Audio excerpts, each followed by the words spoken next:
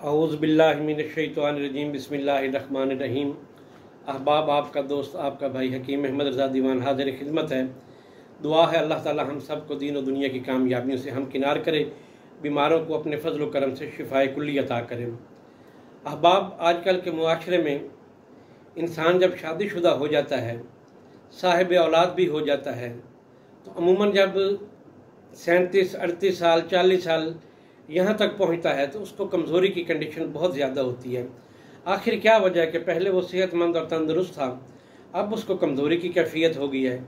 अब आप उसने जो भी ग़िज़ा खुराक मिली है उसने खाई है, और उसके बाद कभी कभार उसने ये नहीं सोचा कि मेरे जिस्म में जो एक ताकत है, एक तवानाई है, जो एक मादा तौलीद है, जो पूरे जिस्म का एक्सट्रैक्ट है, पूरे जिस्म का सत है, पूरे जिस्म का जौहर है, वो इस कसरत से ज़ाया हुआ है, तो इसकी तदबीर भी मैं कुछ करूं ताकि इसकी कमी बेशी भी पूरी होती रहे।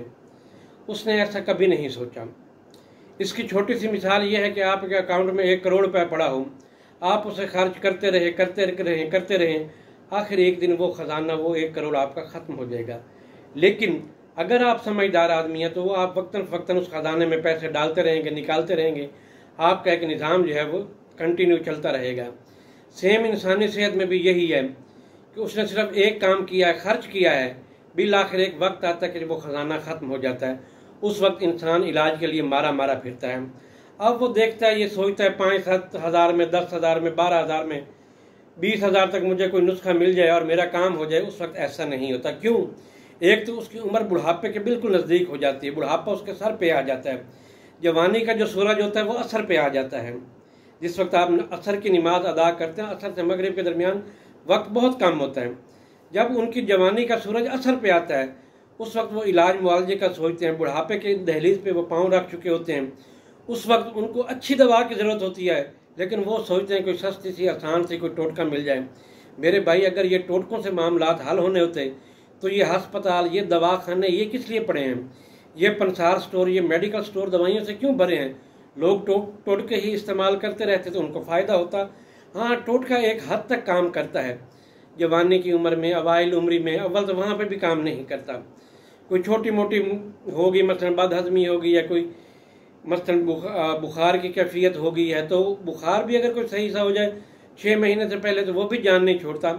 तो उस वक्त लोग इलाज मुआवजे में गफलत करते हैं। मैंने देखा है उस वक्त भी लोगों के घर बर्बाद हो जाते हैं। मेरे भाई, अपने घर को तबाही और बर्बादी से बचाएं, बर वक्त अपना इलाज करवाएं।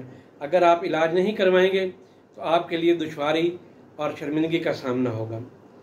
और जो लोग समझदार होते हैं वो अपना इलाज करवाते भी हैं, ऐसी बात नहीं है, लेकिन मोस्टली लोग नहीं करवाते।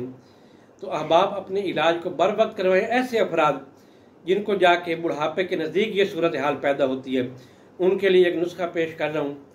अगर बना सकते हैं तो बनाएं, अगर नहीं बना सकते तो किसी अच्छे हकीम से बनवा लें। मुझसे कहेंगे तो मैं आपको दवाई बना के दे दूँगा। मुख्तसर सा नुस्खा है। एक तो आपने अंबर लेना है, मुश्क लेना है, कुश्ता सोना लेना है, कुश्ता चांदी लेना है, कुश्ता मरजान लेना है, कुश्ता अकीक लेना है। ये 6 कुश्ता जात हैं। इसके अलावा जुनबी दस्तर, अक्कर करहा, ज़ाफ़रान,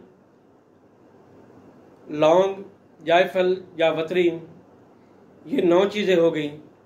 इनको लेके आपने अच्छे तरीके से इसकी रगड़ाई करनी है 7 दिन, और उसके बाद आप गोलियां बना लें, करीबन चने से थोड़ी सी छोटी बना लें, और 1 गोली सुबह शाम इस्तेमाल करते रहें नीम गर्म दूध के साथ।